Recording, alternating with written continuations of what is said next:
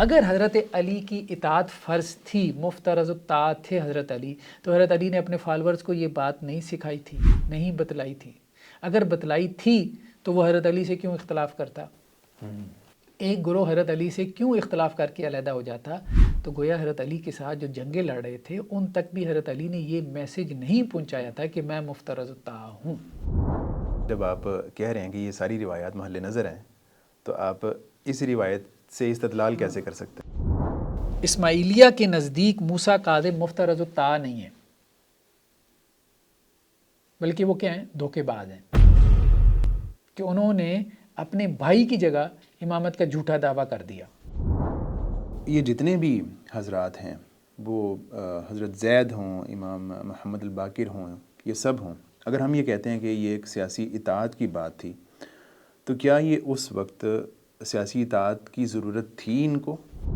مجھے یہ بتائیں کہ امام اگر مفترض الطاعت ہے، ٹھیک ہے، امام اگر مفترض الطاعت ہے تو حضرت اسماعیل جو ہے وہ موسیٰ کاظم کی پیروی نہیں کر رہے، عبداللہ افتح اپنے بھائی موسیٰ کاظم کی پیروی نہیں کر رہے، موسیٰ کاظم عبداللہ افتح کی پیروی نہیں کر رہے، یا اسماعیل کو امام نہیں مان رہے، تو امام کہاں سے مفترض الطاعت ہو گیا؟ صرف سیاسی مسئلہ تھا، یہ مذہبی اطاعت والا مسئلہ درمیان میں گھسیڑا گیا۔ بسم اللہ الرحمن الرحیم، السلام علیکم ورحمۃ اللہ وبرکاتہ۔ ناظرین اکرام، جیسا کہ آپ جانتے ہیں کہ اس پروگرام میں ہم جو اہل تشیع کا نظریہ امامت ہے اس کا جائزہ مختلف حوالوں سے لے رہے ہیں، اور ہسٹوریکلی جو ان کے مختلف پرنسپلز ہیں، نوشنز ہیں، ان کو جاننے کی کوشش کر رہے ہیں، اور اس کے حوالے سے ہم مزید تفصیلات جو ہے سمجھنے کی کوشش کر رہے ہیں آپ حساب سے۔ آج کی جو ہماری بات ہے اس کا ٹائٹل ہے کہ کیا امام جو ہے اس کی اطاعت فرض ہے؟ اور یہ جو نوشن ہے، یہ جو نظریہ ہے، یہ خود جو ہے وہ آل علی اور اطرت فاطمہ میں ہمیں جو ہے وہ ملتا ہے۔ آل علی جو ہیں وہاں پہ یہ عقیدہ موجود ہے، تو اس عقیدے کو انہوں نے کس طرح بیان کیا، اسی کو آج ہم جو ہے وہ ڈی کوڈ کرنے کی کوشش کرتے ہیں۔ حافظ صاحب ہمیشہ کی طرح ہمارے ساتھ موجود ہیں۔ جی حافظ صاحب، یہ جو پرنسپل ہے کہ جو امام ہے وہ مفترض الطاعت ہوتا ہے، اور اس کو مطلب انہوں نے بہت ڈیٹیل سے بیان کیا، تو اس کو انہوں نے کس حد تک فالو کیا اور کیسے کاربند رہے اس کے اوپر یا نہیں رہے؟ بسم اللہ الرحمن الرحیم۔ دیکھیں، ہم تو کہتے ہیں کہ ہم تو کچھ کہنے کی پوزیشن میں نہیں ہیں، ٹھیک ہے، ہمیں تو وہ کہیں گے جی آپ تو ایک پارٹی ہیں، تو آپ تو یہ بات اگر کریں گے کہ جی اطاعت صرف اللہ اور اس کے رسول کی ہے، تو آپ تو ویسے ہی جو ہے وہ ایک مخالف پارٹی ہے، امام کی اطاعت نہیں ہے، تو آپ کی بات تو ہم کیسے مانیں؟ ہم تو صرف یہ دیکھنے کی کوشش کریں گے آج کے ایپیسوڈ میں کہ یہ جو پرنسپل ہے کہ امام جو ہے وہ مفترض الطاعت ہے، ہم تو یہ کہتے ہیں نا، اہل سنت کا سب کا یہ فنڈامنٹل بلیف یہی ہے کہ اطاعت اللہ اور اس کے رسول، اس کے رسول کی اطیع اللہ و اطیع رسول، بس جی، یہی قرآن میں یہی ہے۔ مفترض الطاعت جس کی اطاعت فرض ہے وہ اللہ اور اس کا رسول ہے، ٹھیک ہے۔ باقیوں سے آپ اختلاف بھی کر سکتے ہیں، ہاں آپ امام کو فالو بھی کریں، اس سے اختلاف بھی کر سکتے ہیں، ٹھیک ہے۔ تو اسی طرح سے اگر آپ بھی یہ سمجھتے ہیں کہ ہم اپنے امام کو فالو بھی کر سکتے ہیں اور اس سے اختلاف بھی رکھ سکتے ہیں، تو ٹھیک ہے، ویل اینڈ گڈ، یہی اہل سنت کا موقف ہے کہ وہ اپنے امام کو فالو بھی کرتے ہیں اور کچھ ان سے اختلاف بھی کر لیتے ہیں، ٹھیک ہے۔ قاضی ابو یوسف ہیں، امام محمد ہیں، امام ابو حنیفہ کو فالو بھی کرتے ہیں اور ان سے اختلاف بھی کر لیتے ہیں، امام شافعی کے شاگرد ان کو فالو بھی کرتے ہیں، ان سے اختلاف بھی رکھتے ہیں، ٹھیک ہے۔ امام بخاری کے شاگرد ان کو فالو بھی کرتے ہیں، ان سے اختلاف بھی کرتے ہیں۔ اگر تو یہی آپ کا کانسیپٹ ہے تو پھر تو کوئی اختلاف نہیں ہے، ٹھیک ہے۔ لیکن ان کے ہاں یہ ہے کہ جس طرح اللہ اور اس کے رسول کی اطاعت فرض ہے، انکنڈیشنل ہے، اسی طرح امام کی اطاعت ہے۔ تو ہمارے نزدیک یہ تو امام کو جو ہے وہ آپ اللہ اور اس کے رسول کے مقام پہ لا رہے ہیں، یعنی جس طرح جو ہے ایک نبوت ہے اس کے ساتھ جس طرح کا تعلق ہوتا ہے، آپ نے بھی اس طرح کا تعلق بنا ایک دیا امتی اور امامت کے نبی ساتھ۔ کا جس طرح سے تعلق ہوتا ہے ہاں، وہی تعلق آپ نے ایک ماموم اور امام کا بنا دیا، صحیح ہے۔ ٹھیک ہے۔ اچھا، اب اس میں کیا روایتیں لے کے آئے ہیں؟ جیسے یہ کہتے ہیں کہ جی امام جعفر صادق کو راوی کہتے ہیں کہ جی کہتے سنا گیا کہ علی امام ہے، خدا نے ان کی اطاعت کو فرض کیا، باقاعدہ الفاظ ہیں کہ خدا نے ان کی اطاعت کو فرض کیا۔ اللہ تعالیٰ نے اطاعت جو فرض کی ہے اپنی اور اللہ کے رسول کی، بس کسی امام کی اطاعت فرض نہیں ہے. یہ اہل سنت کا نیریٹو ہے. تو اب ان کا نیریٹو یہ ہے، تو ہم یہ دیکھیں گے کہ خود آل علی اور اطرت فاطمہ کیا اس بات کو اسی طرح سے سمجھتے تھے کہ جی ہم میں سے کسی کی اطاعت بھی فرض ہے. اچھا نیکسٹ کیا ہے کہ حسن امام ہیں اور اللہ تعالیٰ نے ان کی اطاعت کو بھی فرض کیا. حسین امام ہیں، اللہ نے ان کی اطاعت کو بھی فرض کیا. علی زین العابدین امام ہیں، اللہ نے ان کی اطاعت کو بھی فرض کیا. محمد الباقر امام ہیں، اللہ نے ان کی اطاعت کو بھی فرض کیا. کہاں پہ فرض کیا؟ مطلب بات یہ ہے کہ کیا قرآن میں ہے؟ قرآن میں ہے کہ ان کی اطاعت فرض ہے؟ کہاں پہ فرض ہے؟ اچھا جو دلائل بھی دیے ہیں، اچھا اس سے اوپر والی روایت دیکھ لیں. اوپر والی روایت میں ایک دلیل ذکر کی ہے، ٹھیک ہے. یہ اوپر والی جو روایت ہے نا، اس کو میں ہائی لائٹ نہیں کر سکا، لیکن آپ اس کو دیکھ لیں. جو نمبر 1 ہے، نمبر 1 ہے محمد الباقر سے ہے، ٹھیک ہے. کہ مطلب کیا ہے کہ خدا کی رضامندی اور معرفت کے بعد امام کی اطاعت ہے، ٹھیک ہے. 2 باتیں ہیں نا، اللہ کی معرفت اور اللہ کی رضامندی اور اس کے بعد امام کی اطاعت ہے. اور دلیل کیا؟ اللہ تعالیٰ فرماتا ہے جس نے رسول کی اطاعت کی اس نے خدا کی اطاعت کی. اوپر دیکھیں آیت کیا ہے، میں یطیع رسول فقد اطاع اللہ، ٹھیک ہے. یعنی امام کی اطاعت ہے. دلیل کیا ہے؟ میں یطیع رسول فقد اطاع اللہ، جس نے رسول کی اطاعت کی اس نے اللہ کی اطاعت کی. یہاں رسول کی بات ہے، رسول کی بات ہے، ٹھیک ہے. تو اب بات یہ یا تو کھل کے کہہ دیں، ہاں کہ وہ رسول ہیں. ہاں کھل کے کہہ دیں، پھر مطلب کہہ دیں آپ بھی کہ وہ رسول ہیں. ایک طرف تو آپ کہتے بھی نہیں ہیں، کہتے ہیں جی نبی اور رسول کا ہم نے ٹائٹل نہیں دینا، باقی دلائل سارے وہی استعمال کر رہے ہیں. یعنی پیچھے ظاہر بات ہے سوچ ساری وہی ہے. جب سوچ پیچھے وہی ہے نبوت اور رسالت والی، ایٹریبیوٹس بھی وہی ہیں جو خواص بھی آپ نے سارے نبوت اور رسالت والے اپنے ائمہ کو اسائن کر دیے، دے دیے، تو اب دلیلیں آپ کو وہی سوجیں گی. ٹھیک ہے، پھر کہنے سے گھبرانا کیا ہے؟ پھر سیدھی بات ہے، پھر کہہ دیں تاکہ یہ دلیل تو بن سکے نا. کیونکہ اہل سنت تو یہی کہیں گے بھئی یہاں تو رسول کا تذکرہ ہے. پھر آپ کہہ دیں کہ جی رسول پھر صرف نبی نہیں ہوتا، امام بھی رسول ہی ہوتا ہے. امام بھی رسول ہے. ہاں پھر کہہ دیں، کیونکہ وہ بھی اللہ کی طرف سے فرستادہ ہے، بھیجا ہوا ہے. ٹھیک ہے، پھر کھل کے یہ لفظ استعمال کریں. اسی طرح سے ایک اور ہے کہ جی ایک ایرانی نے امام رضا سے سوال کیا کہ کیا آپ کی اطاعت فرض ہے؟ فرمایا بے شک. اس نے پوچھا کیا یہ جو اطاعت ہے علی بن ابی طالب کی طرح؟ فرمایا ہاں. جیسے حضرت علی کی اطاعت فرض تھی، اسی طرح حضرت علی رضا علیہ رحمہ ان کی اطاعت بھی فرض. یعنی جو باقی امام ہیں ان کی اطاعت بھی اسی طرح فرض جس طرح حضرت علی رضی اللہ تعالیٰ عنہ. امام جعفر صادق سے پوچھا گیا کہ تمام ائمہ امر و اطاعت میں ایک ہی جیسے ہیں؟ فرمایا ہاں. یعنی سب کی اطاعت جو ہے وہ سیم ہے. ٹھیک ہے، تو اطاعت کی بہت ساری حدیثیں آپ کو ملیں گی. اب ہم آتے ہیں کہ جی خود جو ہے وہ آل علی یا حضرت علی رضی اللہ عنہ کے جو فالورز تھے، پہلی بات فالورز، ٹھیک ہے، جو ان کے ساتھ مل کے لڑتے رہے، جنہوں نے ان کے لیے قربانیاں دیں، جانیں دیں، ان کا کیا نقطہ نظر تھا. دوسرا جو ان کے ساتھ کھڑے ہوئے بنو امیہ کے خلاف، یعنی جو آپ کے پارٹی کے لوگ تھے، آل عباس، ان کا کیا نقطہ نظر تھا.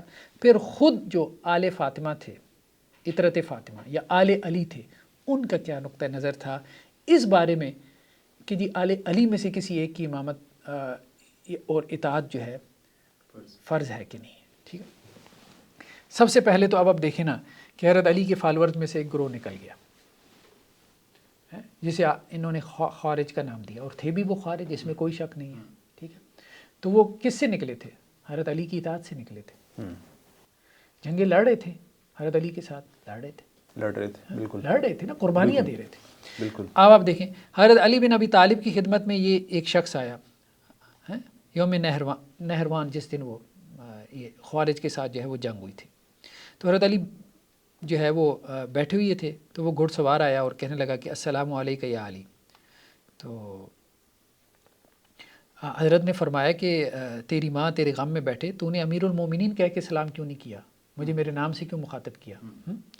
تو اس نے کہا جی میں اس کی وجہ بتاتا ہوں. آپ امیر المومنین اس وقت تک تھے جب تک آپ صفین میں حق پر لڑتے رہے، مگر جب آپ نے حکمین ابو موسیٰ اور عمرو بن العاص کے فیصلے پر راضی ہو گئے تو میں آپ سے الگ ہو گیا، اور آپ کا نام میں نے مشرک رکھا. ٹھیک ہے، بس اس وقت سے میں نہیں جانتا کہ کس کی محبت کی طرف لوٹوں؟ میرے نزدیک دنیا اور مافیا کی ہر چیز سے زیادہ محبوب بنسبت آپ کی ضلالت کے آپ کی ہدایت ہے. یعنی مخلص بھی اتنا ہے، کہتا ہے اس وقت بھی مجھے دنیا میں سب سے زیادہ جو چیز محبوب ہے کہ اللہ آپ کو ہدایت دے دے اور میں پھر سے اس قابل ہو جاؤں کہ آپ کو امیر المومنین کہہ سکوں. لیکن چونکہ آپ نے ان دونوں کو حکم مان لیا تو میرے نزدیک آپ کیا ہو گئے؟ مشرک ہو گئے، آپ دال ہیں. اب یہ کس کو مفترض و طاع مان رہا ہے؟ قرآن کو. ٹھیک ہے، یہ قرآن کو جو ہے وہ مفترض و طاع مان رہا ہے، یعنی قرآن سے براہ راست استدلال کر رہا ہے نا. قرآن کے مقابلے میں حضرت علی کی جو اطاعت ہے، تو اگر حضرت علی کی اطاعت فرض تھی، مفترض و طاع تھے حضرت علی، تو حضرت علی نے اپنے فالورز کو یہ بات نہیں سکھائی تھی، نہیں بتلائی تھی. اگر بتلائی تھی تو وہ حضرت علی سے کیوں اختلاف کرتا؟ ایک گروہ حضرت علی سے کیوں اختلاف کر کے علیحدہ ہو جاتا؟ تو گویا حضرت علی کے ساتھ جو جنگیں لڑ رہے تھے ان تک بھی حضرت علی نے یہ میسج نہیں پہنچایا تھا کہ میں مفترض طاع ہوں، اطاعت اللہ اور اس کی رسول کی ہے. تو وہ حضرت علی سے اختلاف کر رہے تھے قرآن سے براہ راست استدلال کر کے. صحیح ہے. یعنی اگر جو امام ہے وہ مفترض طاع ہوتا تو علی رضی اللہ تعالیٰ نے یہ بات ضرور جو اپنے فالور ہیں ان کو بتاتے، جو اور ساتھ خوارج کا گروہ آپ سے علیحدہ نہ ہوتا، وہ آپ کی اطاعت کرتا. اور آپ کو جو ہے وہ اس طرح کے ٹائٹل نہ دیتا، معاذ اللہ، مشرک کے اور کافر کے. اور اس کے باوجود اس کو محبت ہے، یعنی یہ نہیں کہ وہ دشمنی میں کہیں کھڑا ہے، وہ آ کے کہہ رہا ہے کہ اللہ کرے کہ آپ کو ہدایت ملے. ٹھیک ہے، یعنی وہ حضرت علی کو اس مقام پہ دیکھ ہی نہیں رہا کہ جہاں وہ یہ سمجھ رہا ہو کہ جی وہ تو استدلال کر سکتے ہیں، میں نہیں کر سکتا، ان کا استدلال اس میں غلطی کی گنجائش نہیں ہے اور میرے استدلال میں غلطی کی گنجائش ہے. یہ محبین کا معاملہ تھا، یہ مبغضین نہیں تھے، مخالفین نہیں تھے. ٹھیک ہے، آ کے سلام کر رہا ہے، ملنے کے لیے آ رہا ہے، اختلاف کے باوجود اس کا اظہار کر رہا ہے کہ کاش اللہ آپ کو ہدایت دے دے. تو یہ غلطی اس کو کیسے لگی؟ ٹھیک ہے، یہ غلطی ظاہری بات ہے کہ اس کے لگنے کی وجہ کیا تھی کہ حضرت علی نے جو ہے کبھی بھی یہ دعویٰ ہی نہیں کیا. حضرت علی نے ان کی غلطی کو واضح کیا، لیکن کیسے واضح کیا؟ قرآن سے. یہاں پہ ایک سوال یہ ہو سکتا ہے کہ مطلب ہم کئی جگہوں پہ یہ بات کر رہے ہیں کہ یہ جو روایات ہیں یہ محل نظر ہے نا، ایشوز ہیں کچھ، تو یہ اعتراض ہو سکتا ہے کہ جب آپ کہہ رہے ہیں کہ یہ ساری روایات محل نظر ہیں تو آپ اس روایت سے استدلال کیسے کر سکتے ہیں؟ بات یہ ہے کہ محل نظر تو ہم یہ کہہ رہے ہیں نا کہ اہل سنت کے نزدیک ہیں. ٹھیک ہے، اب مسئلہ یہ ہے کہ آپ اہل تشیع کے نزدیک اگر یہ سب کچھ محل نظر ہے تو پھر سائڈ پہ رکھے امامت خلافت کو. امامت خلافت بھی تو انہی روایتوں سے ثابت ہو رہی ہے. مجھے بتائیں، امامت خلافت بھی تو انہی روایت، ابھی امامت کے دلائل کے اوپر نیکسٹ ایپیسوڈ ہم کریں گے. اگر آپ ان روایات کو محل نظر ٹھہرا دیں گے تو آپ کی امامت خلافت کا سارا کانسیپٹ اٹھ جائے گا. ٹھیک ہے، تو مطلب آپ ان دیواروں کا کیسے انکار کر سکتے ہیں جن دیواروں کے اوپر آپ نے پوری عمارت کھڑی کر لی ہے؟ آپ میں دیواریں ہیں ہی نہیں. یعنی اس طرح کی چیزوں پہ تو ان کے جتنے بھی اسکول آف تھاٹ ہوں ان کو کوئی زیادہ اختلاف بھی نہیں ہے ان چیزوں میں. وہ تعبیلات کرتے ہیں، میں نے آپ کو بتایا، وہ روایتوں کا انکار نہیں کرتے، وہ روایتوں کی تعبیلات کرتے ہیں. جس طرح وہ اسماعیل کی موت کے حوالے سے روایتوں کی تعبیلات کرتے ہیں، اور وہ تعبیلات جو ہے وہ قابل فہم ہی نہیں ہے، سمجھ میں ہی نہیں آتی. ابھی ہم امامت کے دلائل میں اس کو دیکھیں گے. اچھا نیکسٹ دیکھیں، یہ امام جعفر صادق سے ہے یہ روایت. ٹھیک ہے، کہ ان کے پاس کچھ لوگ جو ہے وہ موجود تھے اور وہ ہنسنا شروع ہو گئے نا. امام جعفر صادق علیہ الرحمہ اتنے ہنسے کہ ان کی آنکھوں میں آنسو آ گئے. یعنی بعض اوقات آپ اتنا ہنستے ہیں نا کہ آنکھوں میں آپ کے آنسو آ جاتے ہیں. تو لوگوں نے کہا مطلب یہ کیا معاملہ ہے، مطلب آپ اتنا کیوں ہنسے ہیں؟ تو انہوں نے کہا کہ جی مطلب مجھے ایک بات یاد آئی ہے نا، ابن عباس. پہلی بات ہوئی حضرت علی رضی اللہ عنہ کے فالورز کی جنہوں نے ان کے ساتھ جنگیں لڑی. اس کے بعد آ جائیں بنو عباس جن کے ساتھ مل کے آپ نے لڑائیاں کی. ٹھیک ہے، آل حسن نے اور آل حسین نے اور بنو عباس نے، یہ سب آپس میں مل کے، یہ بنو ہاشم تھے نا، انہوں نے بنو امیہ سے کیا کی لڑائیں کی. آل عباس بھی بنو ہاشم ہے. ٹھیک ہے، عباس اللہ کے وسلم کے چچا ہیں. تو اب بنو عباس بھی آپ کے ساتھ نہیں ہے اس معاملے میں. ٹھیک ہے، تو امام جعفر صادق کہتے ہیں کہ مجھے جو ہے نا وہ حضرت عبداللہ ابن عباس جو ہے ان کی ایک بات یاد آ گئی کہ عبداللہ ابن عباس کیا کہتے تھے کہ میں ان لوگوں میں سے ہوں جن کے بارے میں قرآن میں یہ آتا ہے کہ ان الذین قالوا ربنا اللہ ثم استقاموا، جنہوں نے کہا کہ جی میرا رب اللہ ہے اور پھر اس پہ ڈٹ گئے. تو امام جعفر صادق کس کے بارے میں کہہ رہے ہیں کہ عبداللہ ابن عباس کا اپنے بارے میں یہ خیال تھا کہ میں ان لوگوں میں سے ہوں. اور میرے خیال میں اس میں کوئی حرج والی بات نہیں. عبداللہ ابن عباس رضی اللہ عنہ کا وہ مقام اور مرتبہ ہے. آپ صلی اللہ علیہ وسلم نے انہیں سینے سے لگایا اور کہا کہ اللہ تعالیٰ ان کو جو ہے وہ قرآن کی تعویل سکھائے. بڑی ان کی کنٹریبیوشن ہے. ٹھیک ہے، تو وہ اگر یہ نہیں کہہ سکتے تو پھر کون کہہ سکتا ہے کہ جی انہوں نے کہا کہ میرا رب اللہ ہے اور وہ اس پہ ڈٹ گئے. یعنی کلمے کے اوپر ہی ان کی وفات ہوئی ہے. ٹھیک ہے، ایمان کے اوپر بھی ان کی وفات ہوئی ہے. ٹھیک ہے، تو اب یہ کہتے ہیں کہ جی اصل میں کیا ہوا. اصل میں دیکھیں ان کو اختلاف کیا پیدا ہوا. اختلاف یہ پیدا ہوا کہ حضرت عبداللہ ابن عباس جو ہے نا وہ ان کو کہتے تھے کہ یہ کیوں کر رہے ہو، اللہ اور اس کے رسول کی اطاعت صرف فرض ہے. یہ حضرت علی کی اطاعت کو کہاں سے فرض بنا لیا تم نے، اور اس کے بعد اپنی جو ہے وہ اولاد علی آل علی کی اطاعت کو کہاں سے فرض بنا لیا تم نے. قرآن تو صاف کہتا ہے اللہ اور اس کے رسول کی اطاعت ہے. اب اس بنیاد پہ یہ حضرت عبداللہ ابن عباس رضی اللہ عنہ کے کیا ہو گئے، مخالف ہو گئے. اب جیسے دیکھیں اب یہاں پہ جو ہے نا یہ بات کہہ رہے ہیں کہ جی اگر تم نے اللہ کے رسول صلی اللہ علیہ وسلم سے سننے کے بعد انکار کیا تو اللہ تم کو واصل جہنم کرے گا، اسی طرح جیسے تم کو فضیلت علی کے انکار پر اندھا کر دیا. حضرت عبداللہ ابن عباس کی بینائی چلی گئی تھی آخر عمر میں. تو اب حضرت عبداللہ ابن عباس کو یہ کہنا شروع کر دیا کہ جی آپ نے تو حضرت علی کی فضیلت کا انکار کر دیا. انہوں نے کون سی فضیلت کا انکار کیا؟ وہ تو صرف یہ کہہ رہے ہیں کہ اطاعت اللہ اور اس کے رسول کی ہے.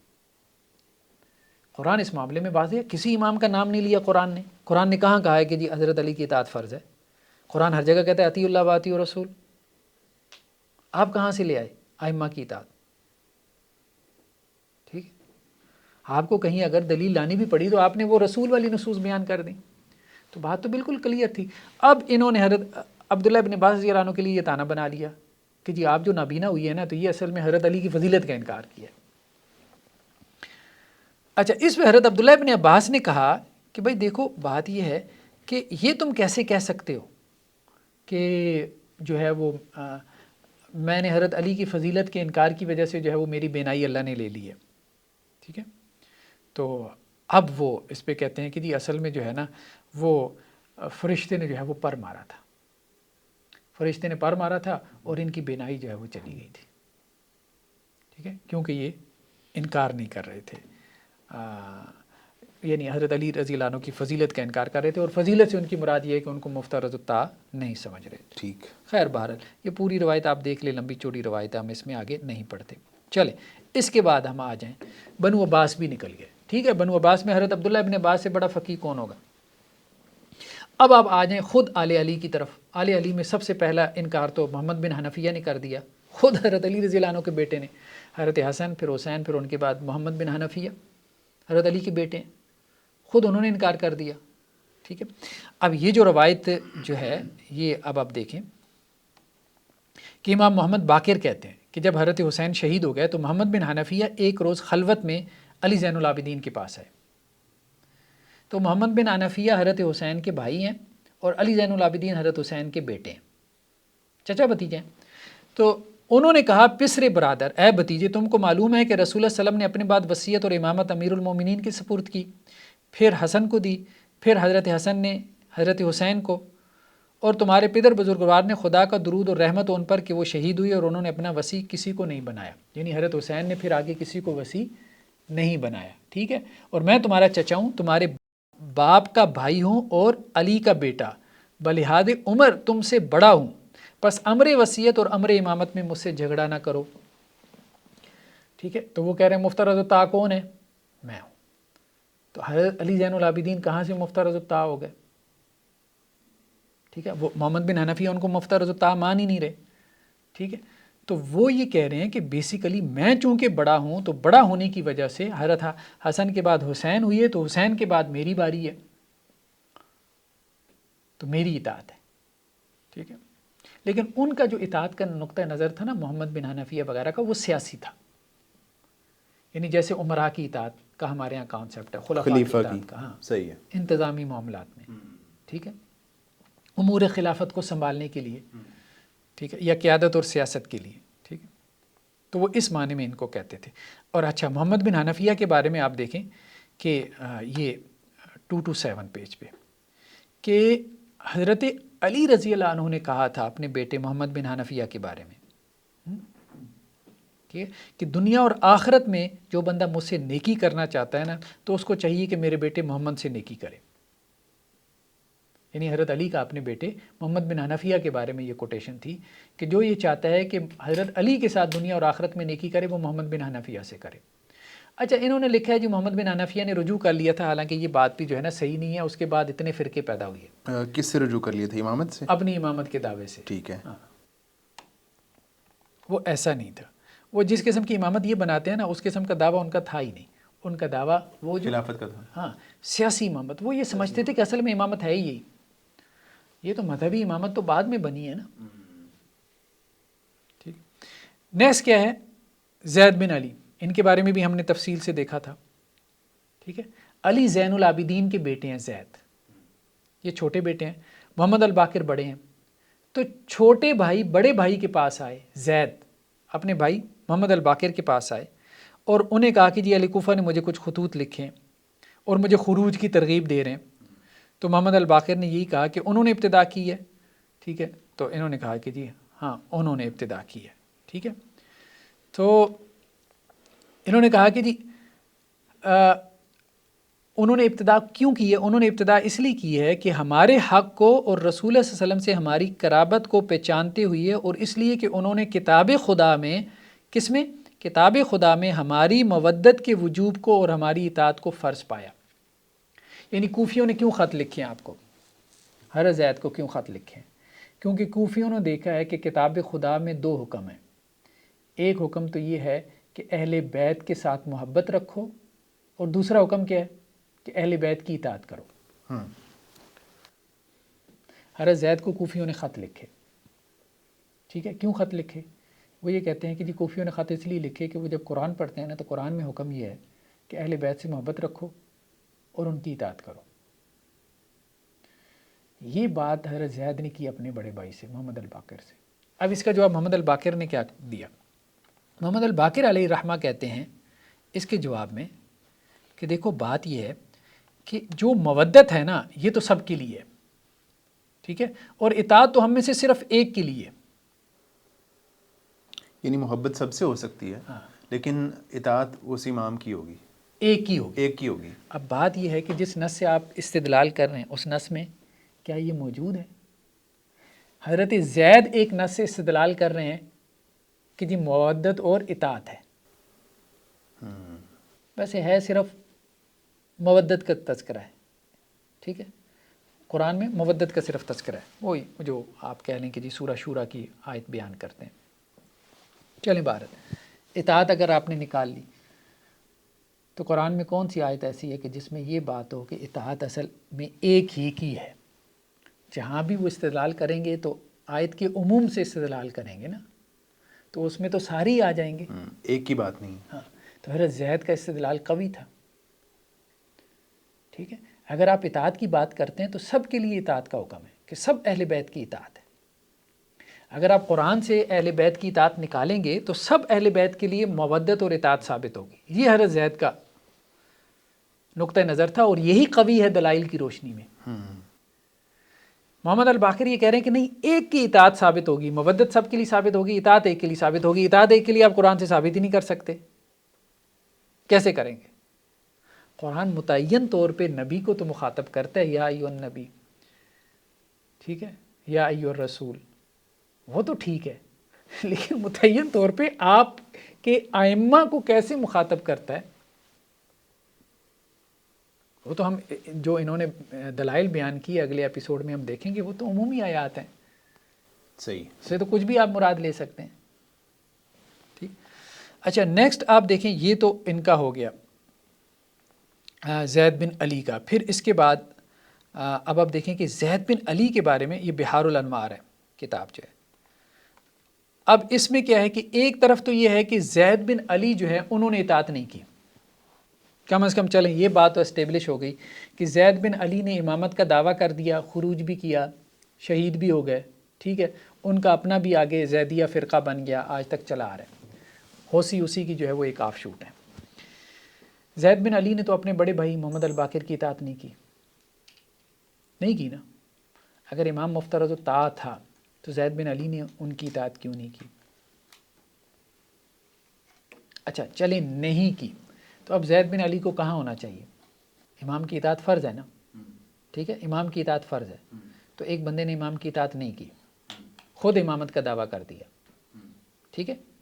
امام کے پیرالل جو ہے، جیسے آپ سمجھے کہ نبی کی اطاعت فرض ہے، ایک اور نبی نے دعویٰ کر دیا، ایک اور بندے نے کہا، آدمی نے نبوت کا دعویٰ، اس نے کہا ایک تو میں اس نبی کی اطاعت نہیں کر رہا اور ساتھ میں نبی تو میں ہوں، میری اطاعت ضروری ہے، ٹھیک ہے.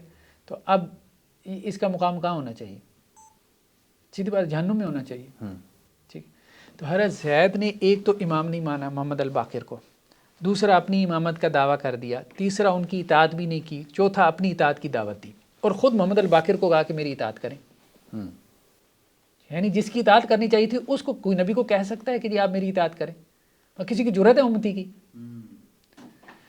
تو امام باقر کا جو ہے کیا رسپانس تھا؟ مطلب انہوں نے ان کو کہا کہ نہیں تم میری کرو اطاعت؟ انہوں نے تو یہ کہا نا، انہوں نے تو یہ کہا.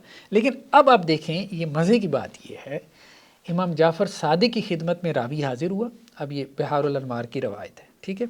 امالی صدوق، یہ صدوق بھی ان کے بڑے محدثین میں سے، ان کے امالی ہیں، یہ بنیادی مصادر کی کتاب ہے، اس کی روایت ہے.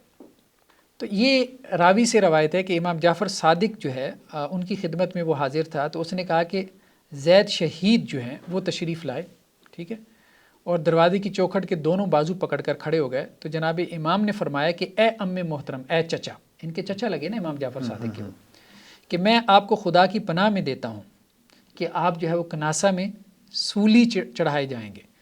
تو جناب زید شہید کی جو والدہ محترم تھی وہ کہنے لگی کہ غالباً آپ ایسی بات میرے اس بیٹے سے حسد رکھنے کی وجہ سے کہہ رہے ہیں، ٹھیک ہے.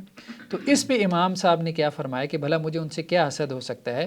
میرے جو والد صاحب تھے یعنی محمد الباقر، جو ان کے بھائی بھی ہیں حضرت زید کے، میں نے ان سے فرمایا، ان سے مطلب جو ہے وہ سنا ہے کہ وہ اپنے مطلب والد سے نقل کرتے ہیں، یعنی جو ان کے دادا ہیں، ٹھیک ہے، علی زین العابدین سے، کہ ان کی اولاد میں ایک فرزند ہوگا جس کا نام زید ہوگا، جو کوفہ میں قتل کیے جائیں گے اور کناسہ میں سولی پر لٹکائے جائیں گے، اور وہ اپنی قبر سے برآمد ہوں گے تو ان کی روح کے لیے آسمان کے دروازے کھول دیے جائیں گے اور اہل آسمان ان سے خوش اور مسرور ہوں گے.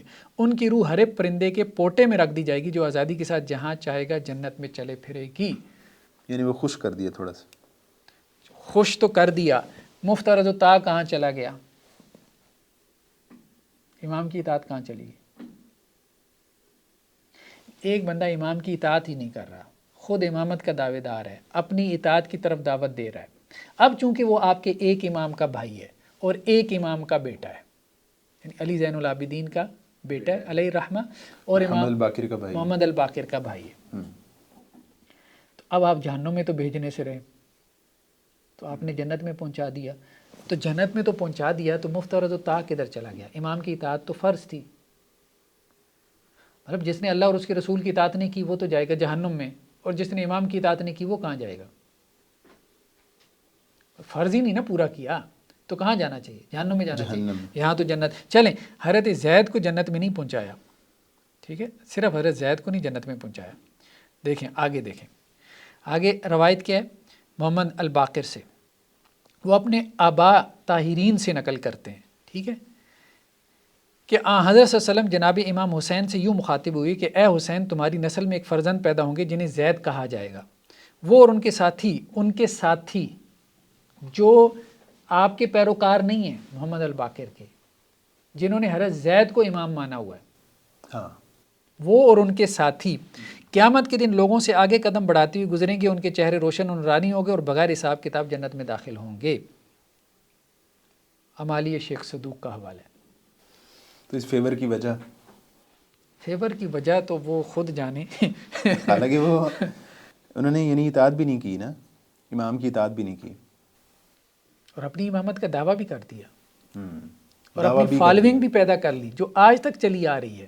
جو آپ کے امام کو امام بھی نہیں مان رہے، ہاں، آپ کے امام کو وہ امام بھی نہیں مان رہے، نہیں مان رہے، خود کو امام کہہ رہے ہیں، تو وہ بھی جنت میں ہے. اسی طرح سے دیکھیں یہ ہمارے اسماعیلی مذہب کی حقیقت اور اس کا نظام، یہ بھی ہم نے خیر دیکھا تھا اس کا جو ہے نا اسماعیلیہ کا.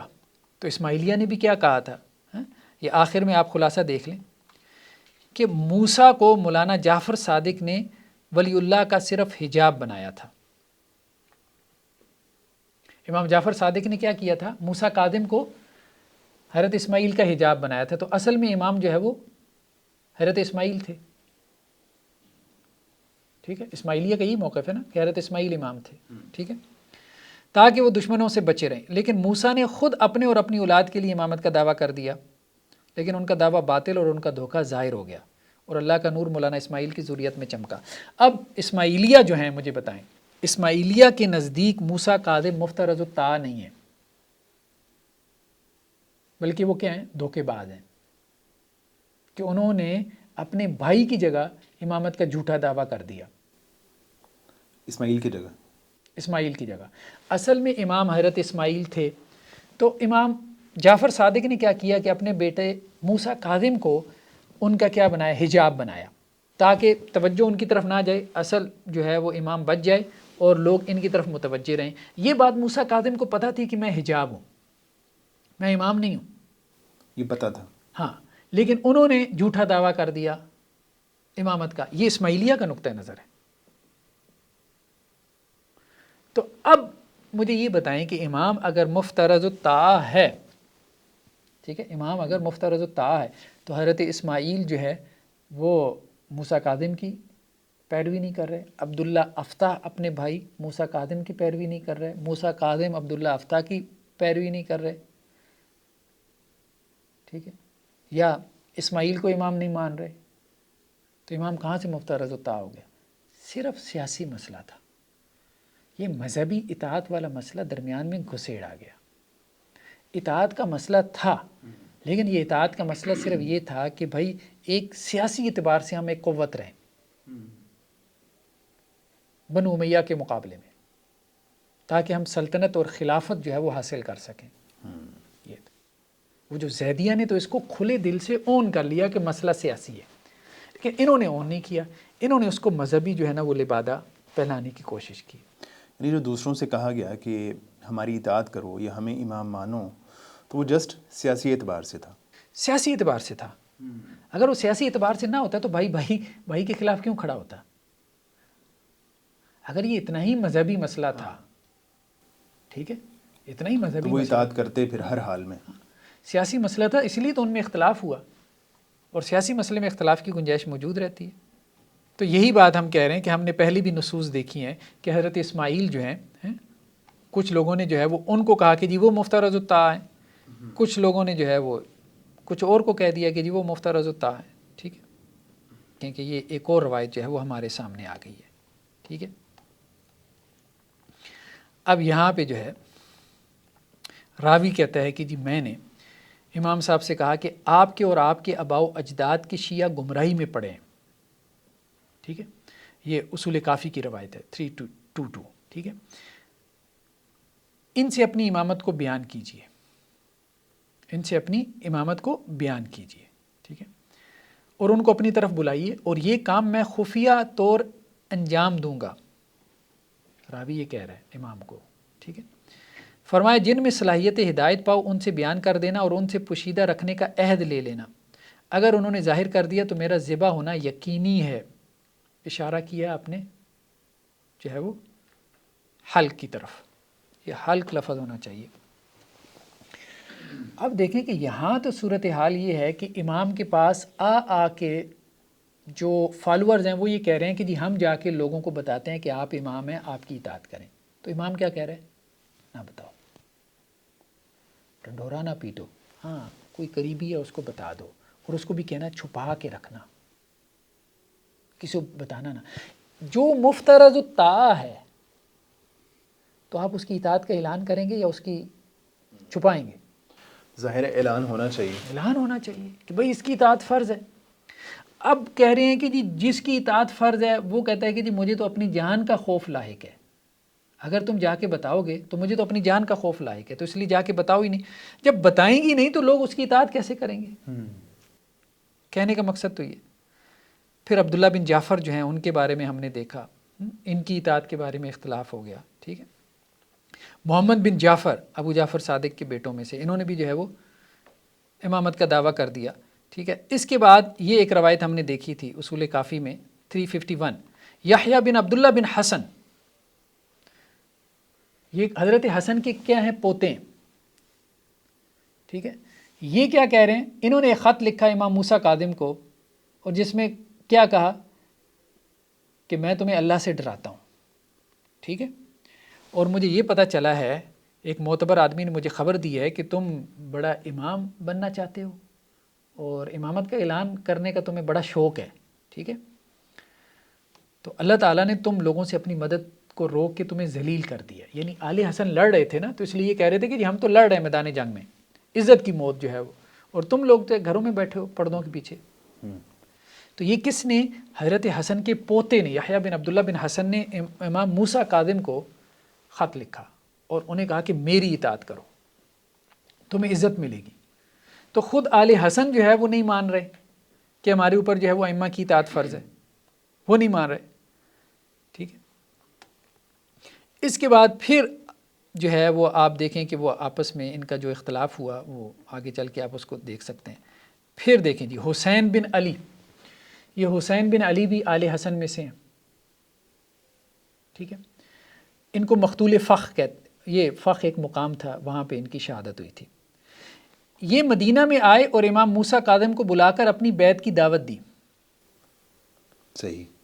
یعنی آپ کہہ رہے ہیں کہ جی مفترض الطاعہ ہیں، جو مفترض الطاعہ ہیں اپنے خاندان کے لوگ، ان کے چچا زاد سارے آل حسن وغیرہ، وہ ان کو کہہ رہے ہیں جی ہماری بیعت کرو. یہ جو ہے وہ علی زین العابدین کے بیٹے ہیں؟ نہیں، یہ حسین بن علی جو ہے وہ آل حسن میں سے ہیں. آل حسن میں سے ہیں. آل حسن میں سے، ٹھیک ہے. ٹھیک ہے. تو انہوں نے جو ہے وہ حضرت حسن کی اولاد میں سے، تو انہوں نے امام موسیٰ کاظم کو اپنی بیعت کی دعوت دی، ٹھیک ہے. تو موسیٰ کاظم نے ان کو کیا جواب دیا؟ میرے چچا زاد بھائی، مجھے اس امر کی تکلیف نہ دو جس کی تکلیف تمہارے چچا زاد محمد بن عبداللہ نے تمہارے چچا امام جعفر صادق کو دی تھی، ٹھیک ہے. محمد بن عبداللہ الکامل، یہ جو نفس زکیہ تھے، انہوں نے امام جعفر صادق کو، انہوں نے بھی کہا تھا کہ میری اطاعت کرو. تو آل حسن جو ہے، پہلے محمد بن حنفیہ آپ کے پاس آتے رہے، ٹھیک ہے، آپ کو کہتے رہے کہ جی ہماری اطاعت کریں. پھر آل حسن آپ کے پاس آتے رہے، آپ کو کہتے رہے ہماری اطاعت کریں. بنو عباس آپ کے پاس آتے رہے، آپ کو کہتے رہے ہماری اطاعت کریں. نہ بنو عباس کو پتہ چلا کہ آپ مفترض الطاعہ ہیں، نہ آل حسن کو پتہ چلا کہ آپ مفترض الطاعہ ہیں، نہ آل علی کو پتہ چلا کہ آپ مفترض الطاعہ ہیں. پھر آپ میں سے ایک ایک امام کے 4 بیٹے ہوتے تھے. آل حسین ہر ایک، جب ایک امام کے 4 2 3 بیٹے امامت کا دعویٰ کر دیتے تھے، تو سب آپس میں ایک دوسرے کو اطاعت کی دعوت دے رہے ہوتے تھے. تو یہ اطاعت کون سی تھی؟ بیسیکلی سیاسی اطاعت تھی. اور دوسری مذہبی اطاعت تو انہوں نے بعد میں جو ہے وہ جا کے بنا لی. اب دیکھیں حسین بن علی جو ہیں، ٹھیک ہے، یہ جن کی شہادت ہوئی ہے، ان کے بارے میں بھی ان کا کہنا یہ ہے کہ یہ مطلب اہل جنت میں سے ہیں. تو حافظ صاحب، اگر مطلب ہم یہ کہتے ہیں کہ یہ سیاسی اطاعت کی بات تھی، تو یہ جتنے بھی حضرات ہیں، وہ حضرت زید ہوں، امام محمد الباقر ہوں، یہ سب ہوں، اگر ہم یہ کہتے ہیں کہ یہ ایک سیاسی اطاعت کی بات تھی، تو کیا یہ اس وقت سیاسی اطاعت کی ضرورت تھی ان کو، یا مطلب یہ دشمن کے سامنے کھڑے ہوئے تھے، یا مطلب یہ کوئی خلافت کی کوشش کر رہے تھے؟ پھر تو ہم یہ بات کہہ سکتے ہیں. نہیں، اصل میں دیکھیں، جو تو آل حسن تھے نا، یا اوپر سے محمد بن حنفیہ اور بنو عباس، وہ لڑ رہے تھے، یہ سب تو لڑ رہے تھے، ٹھیک ہے. تو انہوں نے تو سیاسی اطاعت بنا لی. انہوں نے کہا یہ جو بنو اسماعیل تھے، اسماعیلیہ جو تھے، اور اسماعیلیہ کی اولاد میں سے جیسے محمد کو امام بنا لیا گیا، یا یہ اثنا عشریہ تھے، ٹھیک ہے، موسویہ آپ کہہ لیں، انہوں نے اس کو مذہبی لبادہ بعد میں پہنایا. ہاں، اب آپ کا یہ کویسچن ہے کہ جی کیا ان وہاں اس وقت کیا ان کا بھی مسئلہ سیاسی اطاعت کا تھا؟ اس کی وجہ یہ ہے کہ یہ 12ویں کے انتظار میں تھے. صرف فرق اتنا تھا، وہ ان کو کہہ رہے تھے، یہ جو تھے آل حسین میں سے، یہ ان کو کہتے تھے، آل حسن بنو عباس والوں کو یہ کہتے تھے کہ ابھی ہم نے انتظار کرنا ہے، 12واں آ کے یہ سب کام کرے گا، بنو امیہ کے ساتھ یہ وہ فلاں، ٹھیک ہے.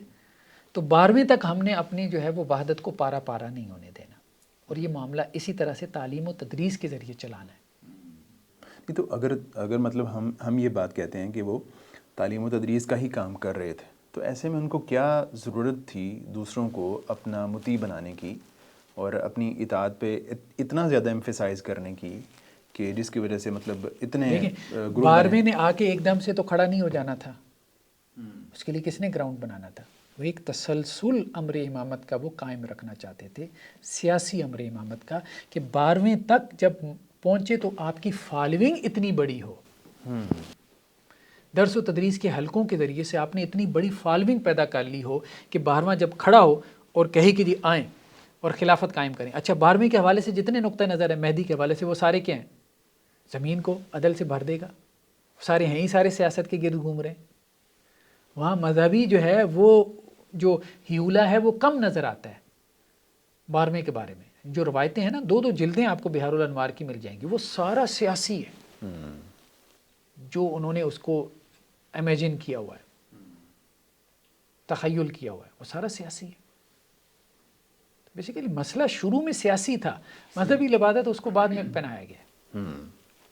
خیر بہرحال اب دیکھیں شہدائے فخ کے بارے میں بھی آپ دیکھیں نا، کہ یہ بہار الانوار کی روایت ہے کہ ان کی ارواح اور اجساد دونوں جنت میں ہوں گے، شہدائے فخ، ٹھیک ہے۔ جو مطلب جو ہے وہ حسین بن علی جو ہیں آل حسن میں سے، جو موسیٰ کاظم کو کہہ رہے ہیں کہ میری اطاعت کرو، بیعت کرو، وہ اور ان کے ساتھ لڑنے والے سارے جنتی ہیں۔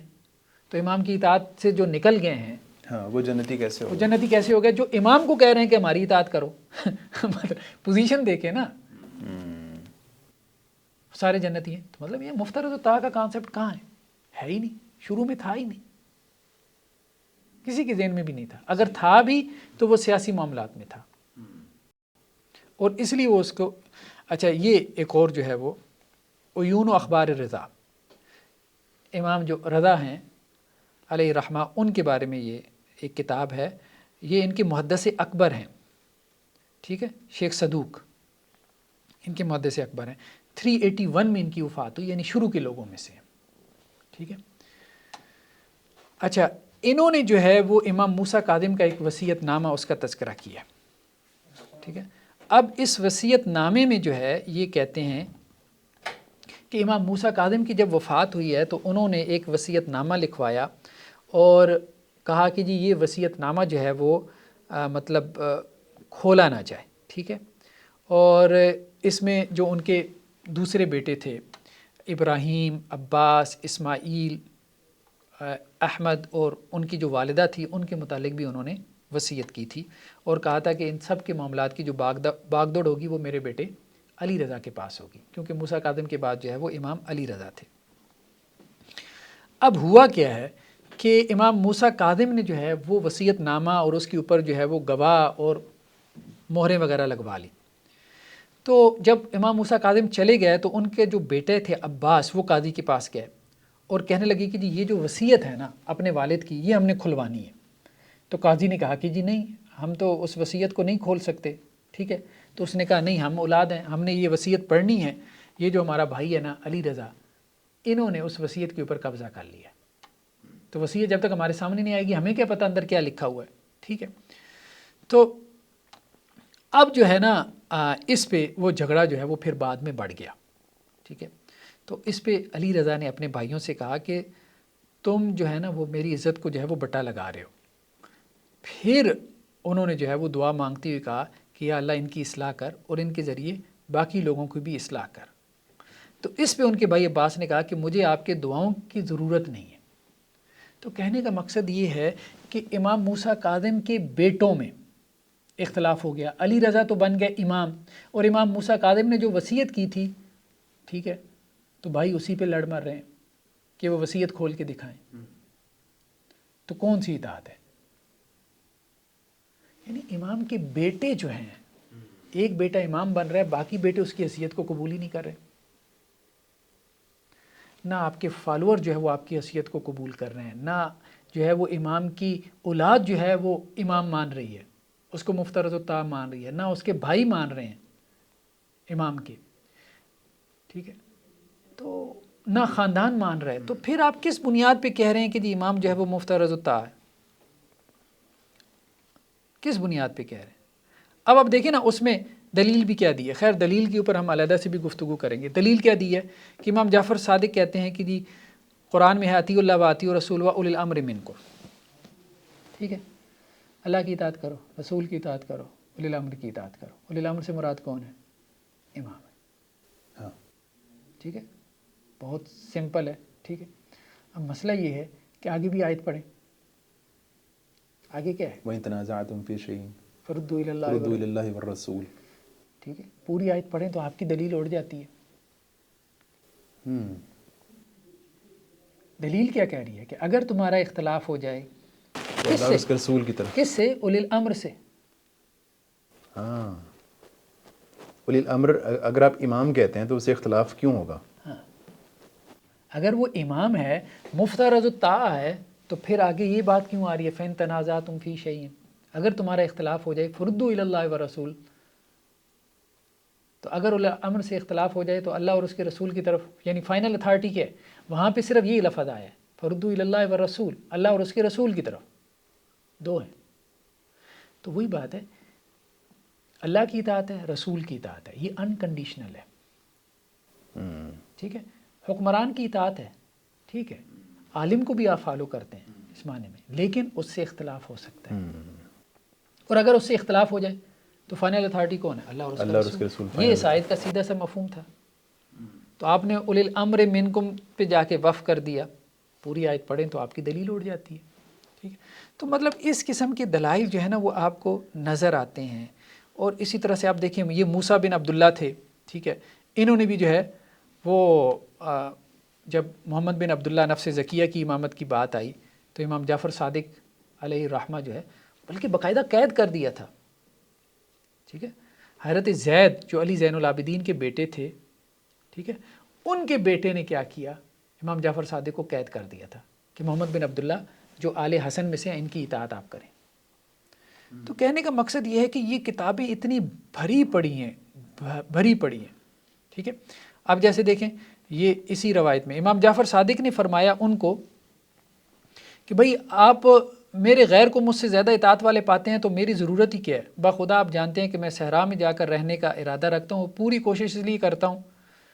ٹھیک ہے, مطلب وہ ان سے جان چھڑاتے تھے, کہتے تھے یار میں تو صحرا میں نکل جاتا ہوں, بس ٹھیک ہے, اگر دوسرے کو آپ سمجھتے ہو کہ وہ اطاعت کا زیادہ وہ حقدار ہے تو اس کو فالو کرو. ٹھیک ہے, تو یہ لمبی چوڑی روایتیں آپ پڑھتے چلے جائیں.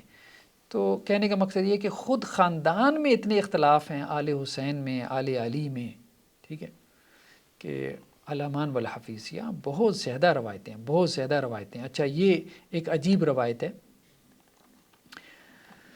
اس کا تذکرہ آپ دیکھیں کہ مامون الرشید نے ایک کام کیا کہ علی رضا جو تھے نا موسیٰ کاظم کے بیٹے, ان کو اپنا ولی عہد بنا لیا. مامون الرشید عباسی خلیفہ تھا, اس نے علی رضا کو اپنا علیہ رحمہ کو اپنا ولی عہد بنا لیا. ٹھیک ہے, تو اب مفترض الطاع کون ہے, مطاع کون ہے؟ خلیفہ ہے, ظاہری بات ہے.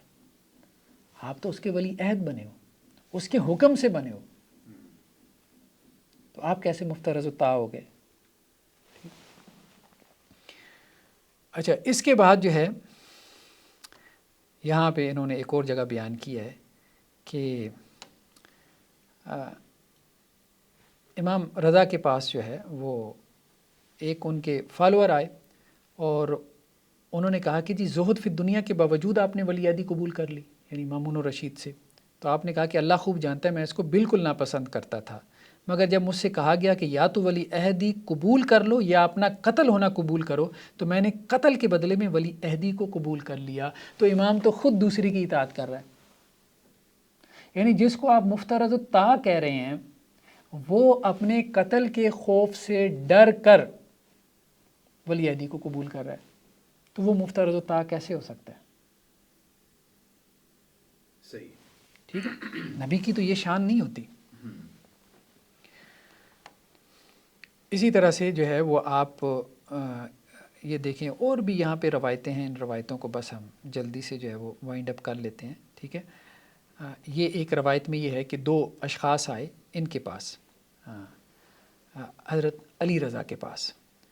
تو انہوں نے کہا کہ جی مامون نے جو ہے وہ آپ کو اپنا اقتدار سونپ دیا، تو انہوں نے کہا بھائی تمہارا برا ہو، میں نے کون سا اقتدار حاصل کر لیا۔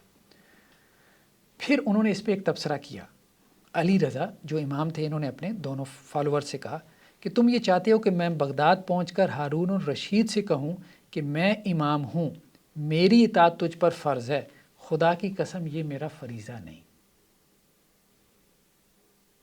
یعنی امام جو ہے وہ یہ کہہ رہا ہے کہ میں جا کے خلیفہ سے یہ کہہ نہیں سکتا کہ میری اطاعت تجھ پر فرض ہے، یہ میرا فریضہ ہی نہیں ہے۔ جب وہ خلیفہ سے نہیں کہہ سکتا تو اس کا مطلب یہ مفترض طاعہ ہی نہیں ہے۔ نبی تو یہ نہیں کہتا کہ میں نہیں کہتا کہ میری اطاعت فرض نہیں ہے۔ اب آ کے ان کو، ان کے فالورز کہہ رہے ہیں ائمہ کو کہ جی دیکھیں آپ اگر مفترض طاعہ ہیں تو خلیفہ کو جا کے کہیں لوگ تو اس کی اطاعت کر رہے ہیں، آپ کی اطاعت کریں، تو وہ کہہ رہے ہیں ہمارا یہ فرض ہی نہیں ہے۔ اور اگر فالورز آ کے کہہ رہے ہیں کہ جی ہم جا کے لوگوں کو بتاتے ہیں کہ آپ مفترض طاعہ ہیں، تو وہ فالورز کو روکنا نہیں، یار رک جاؤ، گردن اڑا دی جائے گی، ہماری گردن اڑا دی جائے گی، نہ لوگوں کو نہ بتاؤ کہ ہم مفترض طاعہ ہیں۔ کیسی اطاعت فرض ہے، کیسی اطاعت فرض ہے کہ جب امام موجود ہیں اس وقت مطلب ان کی اطاعت نہیں ہو سکتی، تو آپ زور دے رہے ہیں کہ جی ان کے بعد جو ہے وہ ان کی اطاعت جو ہے وہ کی جائے، نہیں، یہ بات جو ہے وہ درست معلوم نہیں ہوتی۔ اب بس ایک آدھ روایت ہم اور دے کے اس کو ہم وائنڈ اپ کرتے ہیں۔ امام موسیٰ کاظم جو ہے ان کی وفات کے بعد ان کے بیٹے تھے ابراہیم، ایک تو علی رضا تھے نا جو امام بنے موسیٰ کاظم کے بعد، اور ایک ان کے بیٹے تھے ابراہیم۔ تو وہ راوی آتا ہے اور کہتا ہے کہ جی ابراہیم سے پوچھتا ہے کہ آپ کی اپنے والد کے بارے میں کیا رائے ہے، موسیٰ کاظم کے بارے میں، تو اس نے کہا وہ زندہ ہے۔ وفات کے بعد کہتا ہے وہ زندہ ہے۔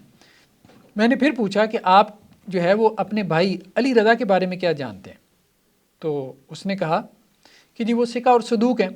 تو میں نے کہا تمہارے جو بھائی ثقہ اور صدوق ہیں وہ تو کہتے ہیں کہ آپ کے والد فوت ہو چکے، اور آپ کہتے ہیں جی زندہ ہیں۔ ٹھیک ہے، تو یہ سن کے ابراہیم نے کہا کہ وہ اپنی بات کا مفہوم خود بہتر جانتے ہیں، وہ جو کہتے ہیں وہ کہہ رہے ہیں، جو مجھے سمجھ میں آتی ہے وہ میں کہہ رہا ہوں۔ تو راوی کہتا ہے کہ میں نے یہ سوال کئی مرتبہ ان کے سامنے دہرایا، وہ ہر بات یہی دہراتے رہے۔ راوی کہتا ہے کہ میں نے اس سے پوچھا کہ آپ کے والد نے کسی کو اپنا وصی بھی بنایا؟ ابراہیم نے کہا ہاں، انہوں نے ہم میں سے 5 افراد کو اپنا وصی مقرر کیا تھا اور علی رضا کو ہم سب پر مقدم رکھا تھا۔ ٹھیک ہے، لیکن والد اگر زندہ ہیں تو اس کا مطلب کیا ہے کہ بیٹا جو ہے وہ مفترض طاعہ نہیں ہو سکتا۔ اب یہ کہتے ہیں کہ جی بیٹوں نے کیا کام کیا کہ جی اپنے بھائی کی اطاعت سے نکلنے کے لیے والد کے زندہ ہونے کا عقیدہ گھڑ لیا۔ تو اتنے ان کے اختلافات ہیں، اتنے اختلافات ہیں کہ وہ ختم ہونے کا نام ہی نہیں لیتے۔ آپس میں امام کی اولادوں کے اختلافات ہیں، تو اب آپ اس میں کیا مطلب کریں گے کہ جی جو ہے وہ کہ جی فلاں کی اطاعت اور فلاں کی اطاعت۔ ٹھیک ہے، صحیح ہے۔ ہاں، اب یہ ایک اور روایت ہے، اس میں یہ ہے کہ امام موسیٰ کاظم کے ایک امین تھے عثمان بن عیسیٰ۔ اب دیکھیں نا، نہ تو بھائی مان رہے ہیں، نہ اولاد مان رہی ہے، پھر فالورز میں سب سے قریبی امین آ جاتے ہیں نا، جس کے پاس آپ امانت رکھواتے ہیں، تو اس کا مطلب یہ آپ اس کو ثقہ سمجھتے ہیں۔ تو امام موسیٰ کاظم نے جو ہے وہ عثمان بن عیسیٰ کے پاس جو ہے وہ امانتیں رکھوائیں، وہ مصر میں رہتے تھے۔ ٹھیک ہے، اور بہت سی دولت تھی ان کی، امام موسیٰ کاظم کی، اور 6 کنیزیں تھیں۔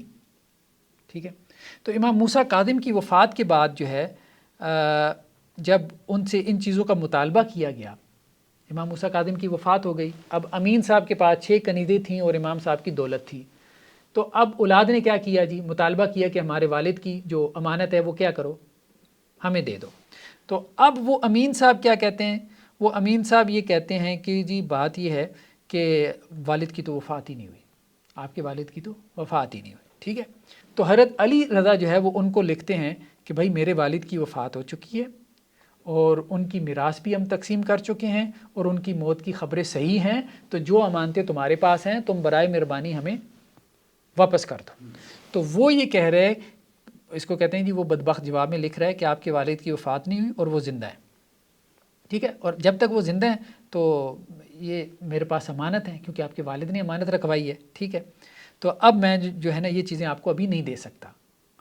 اب دیکھیں ساری گیم کیا چل رہی ہے، آپ دیکھ رہے ہیں، مطلب یہاں سے آپ ذرا دیکھیں وہ خود کیا بتا رہے ہیں کہ مال و دولت کے اوپر لڑائی ہو رہی ہے۔ ٹھیک ہے، بھائیوں کے بارے میں بھی یہی بات آ رہی ہے کہ جی انہوں نے کیا کیا کہ جی والد کو زندہ مان لیا، کہ جی تاکہ ہمیں اپنے بھائی کی اطاعت نہ کرنی پڑے، یا یہ ہے کہ جو بعد میں امام بن رہا تھا وہ ساری وصیت اس کے حق میں نکل آئی تو انہوں نے کہا جی اب اس کے حق میں نہ جائے، تو والد کو زندہ مان لیا۔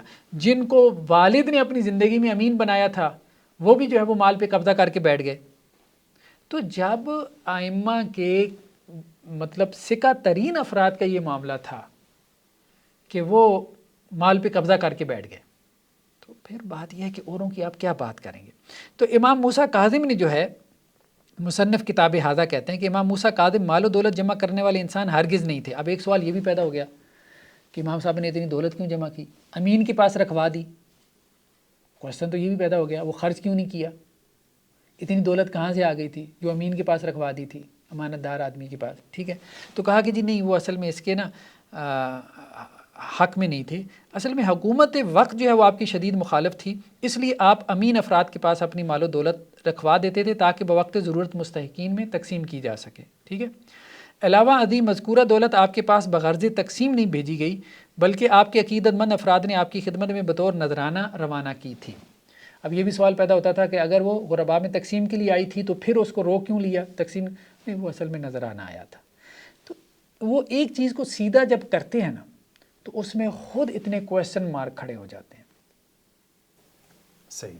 تو یہ اصل میں کل وہ آپ سمجھ سکتے ہیں کہ جی کیا مفترض الطاع ہیں، مطلب مفترض الطاع یہ ہیں کہ جی خود جو بھائی ہیں وہ آپ کی اطاعت کے قائل نہیں ہیں، آپ کی اولادیں جو ہے وہ آپ کی اطاعت کی جو ہے وہ قائل نہیں ہیں، ٹھیک ہے، آپ کے جو امانت دار اور ثقہ افراد ہیں وہ آپ کی اطاعت کے قائل نہیں ہیں، ٹھیک ہے، اور اتنی تقسیم در تقسیم ہے، ایون کہ بیویاں، ٹھیک ہے۔